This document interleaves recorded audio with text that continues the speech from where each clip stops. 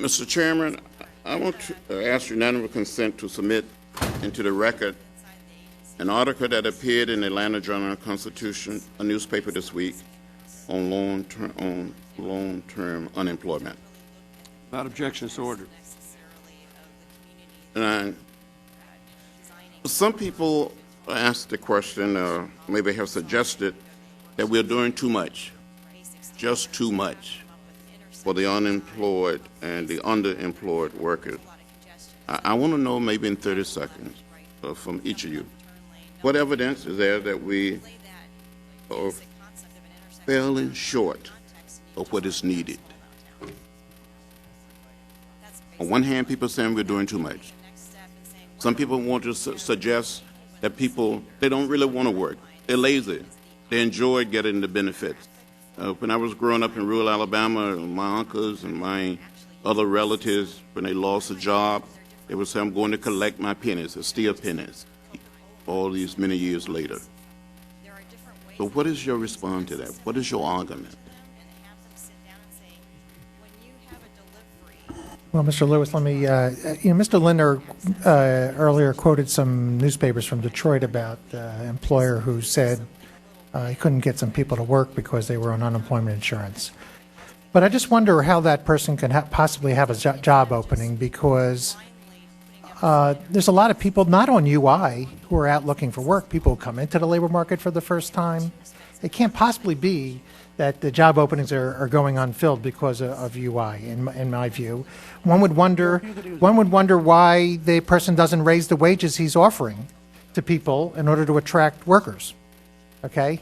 So it's hard for me to believe that unemployment insurance is having a measurable impact on the level of unemployment we have, especially when you consider the macroeconomic benefits, the fact that the spending actually creates jobs. So whatever small disincentive effect there may have in this extreme situation is swamped, in my view, by the benefits of injecting spending in the economy.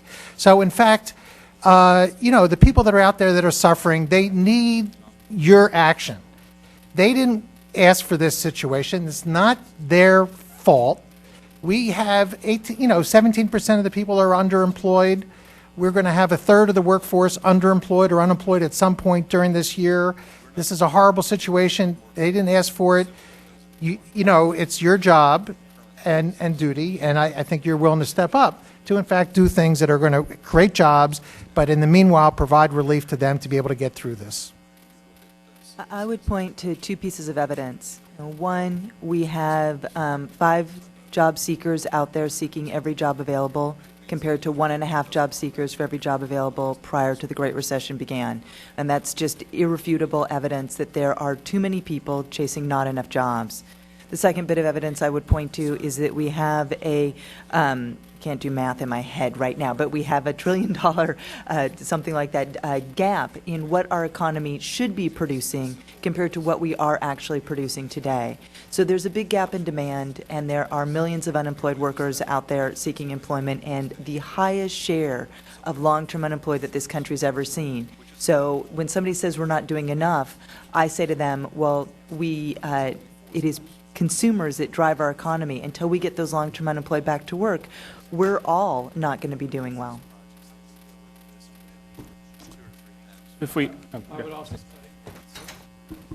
I would cite the same fact that Larry Michel did, that we have lost, what would you say, 8 or 9 million jobs, and there are 7 million who are long-term unemployed, I think you mentioned, Mr. McDermott. Only about 4.5 million people are on unemployment insurance. So clearly we're not doing enough. There's just too many people who aren't covered by unemployment insurance in the first place, unlike the case in many other countries.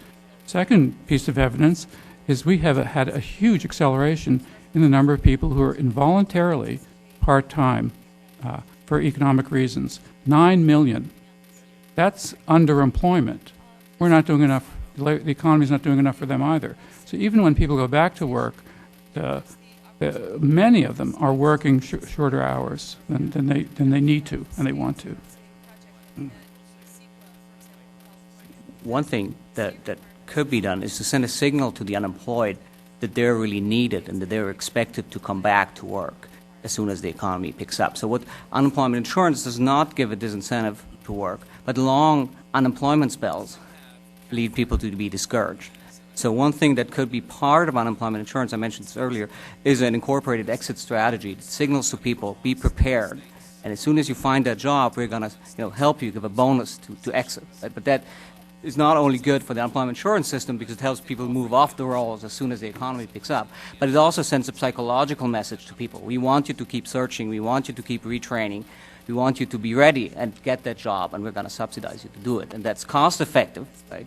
Has a good psychological message, right? And it may help to sidestep the debate on disincentives, because the disincentive of UI might be small, right? But certainly long-term unemployment leads to discouraged people, leads people to drop out of the labor force, and that's what you want to help prevent.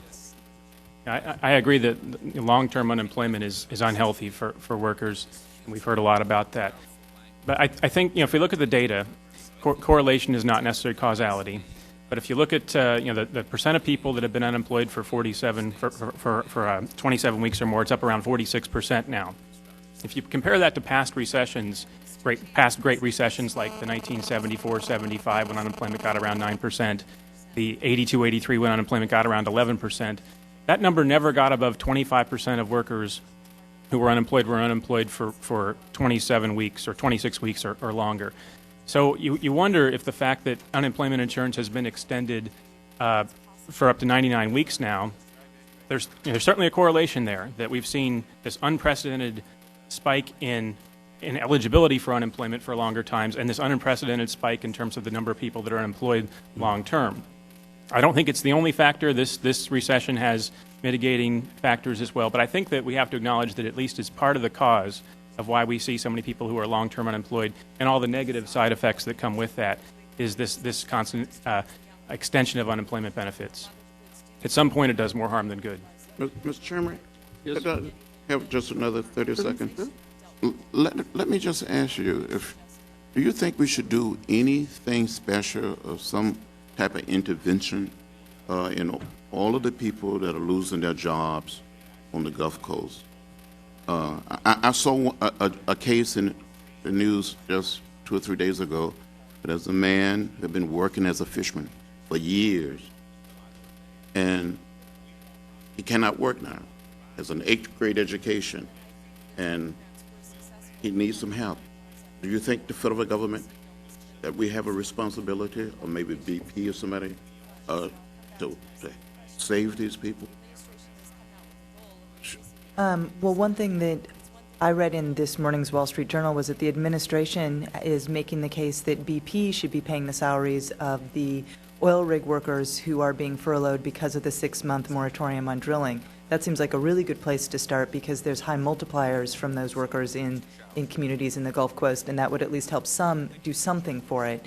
But certainly we should be thinking of what we should be doing for all those other workers. I mean, one clear thing that should be happening is those workers should be hired to be a key component of the cleanup, and that those funds should be getting to them quicker. It seems that there has not been enough transparency and oversight of making sure that BP is doing the payments that they're supposed to be doing. Thank you. Thank you. Can I respond? Yes. I think that economists, we tend to think that bailouts are a bad thing because they create this moral hazard problem. In this case, I don't think that's the case at all. These are people who were harmed by something that had no fault of their own. So it's not like this. Bailing them out is going to create negative incentive effects in the future. They're going to feel like they're going to be bailed out again. So I don't think that most economists would have any problem with some sort of way to recompense the people, whether it's through BP or whatever. Absolutely, I think that's wouldn't get a lot of objections from economists of any persuasion. Thank you.